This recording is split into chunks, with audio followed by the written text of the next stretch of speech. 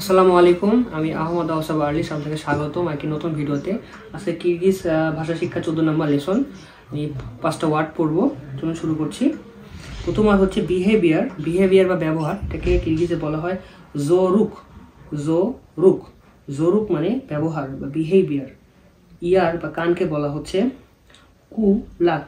কুলাক কুলাক মানে কান। সিড বা বীজকে বলা হচ্ছে উরুক। উরুক উরুক মানে সিড। স্টুডেন্টকে বলা হচ্ছে ওকুচু।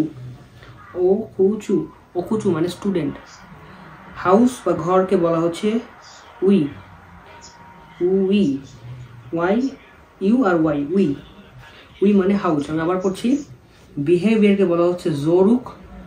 ইয়ার বা কানকে বলা হচ্ছে কুলাক। সিডকে বলা হচ্ছে উরুক।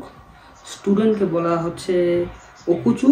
আর হাউসকে কিরগিজে বলা হয় উই। ধন্যবাদ। এই ছিল 14 নম্বর লেসন। আসসালামু আলাইকুম।